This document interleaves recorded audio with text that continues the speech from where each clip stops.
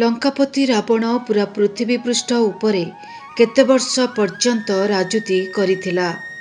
ରାମାୟଣ ଯୁଗରେ ମୃତ୍ୟୁ ପ୍ରାପ୍ତ ହେବା ପୂର୍ବରୁ ରାବଣ କେତେ ବର୍ଷ ପର୍ଯ୍ୟନ୍ତ ଜୀବିତ ଥିଲା? ଏସବୁ ପ୍ରଶ୍ନର ଉତ୍ତର ଜାଣିବା ଆମେ ଆଜିର ଏହି ଅଧ୍ୟାୟରୁ। ନମସ୍କାର ଦର୍ଶକ ବନ୍ଧୁ, ଆଜିର ଏହି ଭିଡ଼ିଓକୁ ଆପଣ ସମସ୍ତଙ୍କୁ ସ୍ୱାଗତ କରୁଛି। ମୁଁ ଆନି ଶତପଥୀ।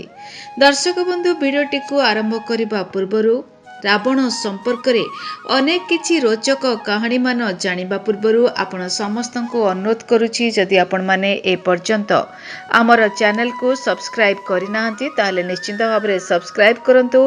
ନୋଟିଫିକେସନ୍ ପାଇଁ ଅଲ୍ ବଟନ୍କୁ ହିଟ୍ କରନ୍ତୁ। କମେଣ୍ଟ ସେକ୍ସନରେ ଜୟ ଶ୍ରୀରାମ ନିଶ୍ଚୟ ଲେଖନ୍ତୁ। ଦର୍ଶକ ବନ୍ଧୁ, କୁହାଯାଏ କି ରାମାୟଣ ଆରମ୍ଭ ହେବା ପୂର୍ବରୁ ଅର୍ଥାତ୍ ଭଗବାନ ରାମ ଜନ୍ମଗ୍ରହଣ କରିବା ପୂର୍ବରୁ ମଧ୍ୟ ଅନେକ ବର୍ଷ ପର୍ଯ୍ୟନ୍ତ ରାବଣ ପୁରା ପୃଥିବୀ ପୃଷ୍ଠରେ ରାଜୁତି କରୁଥିଲା। ସେ ସ୍ୱର୍ଗ, ନର୍କ ଏବଂ ଏହା ସହିତ ପୃଥିବୀ ଉପରେ ମଧ୍ୟ ମୂଳ ଭାବରେ କବ୍ଜା କରିଦେଇଥିଲା।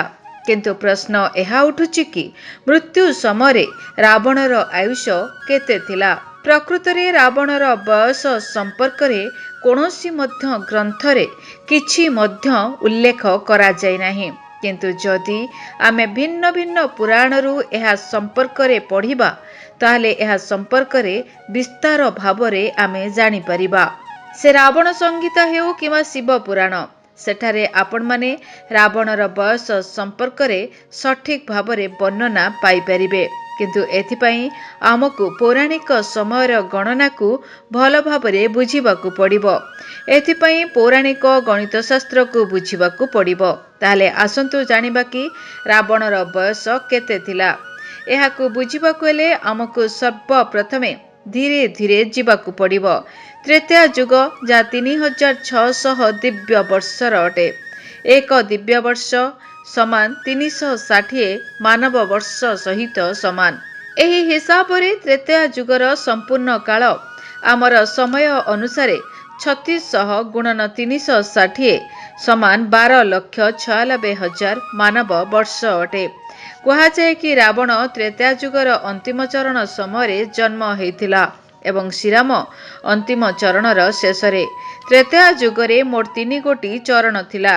ରାମାୟଣରେ ଏହା ବର୍ଣ୍ଣନା କରାଯାଇଛି କି ରାବଣ ନିଜର ଭାଇ ଅର୍ଥାତ୍ କୁମ୍ଭକର୍ଣ୍ଣ ଏବଂ ବିଭୀଷଣ ସହିତ 11,000 ବର୍ଷ ପର୍ଯ୍ୟନ୍ତ ବ୍ରହ୍ମାଙ୍କର ତପସ୍ୟା କରିଲେ। ଏହା ପରେ ରାବଣ ଏବଂ କୁବେରଙ୍କର ସଂଘର୍ଷ ବା ଯୁଦ୍ଧ ମଧ୍ୟ ସେହି ସମୟ ପର୍ଯ୍ୟନ୍ତ ଚାଲିଥିଲା। ଏହା ପରେ ରାବଣର ଶାସନକାଳ ସମ୍ପର୍କରେ କୁହାଯାଇଛି କି ରାବଣ ମୋଟ 72 ଚୌକଡ଼ି ପର୍ଯ୍ୟନ୍ତ ଲଙ୍କା ଉପରେ ଶାସନ କରିଥିଲେ। ଏକ ଚୌକଡ଼ି ଅର୍ଥାତ୍ 400 ବର୍ଷ। ଆଜ୍ଞା ହଁ, ଠିକ୍ ଶୁଣିଲେ ଆପଣମାନେ।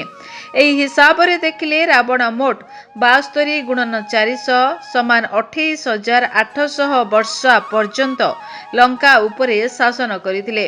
କିନ୍ତୁ ଏହିଠାରେ କଥା ଅନ୍ତ ହେଉନାହିଁ।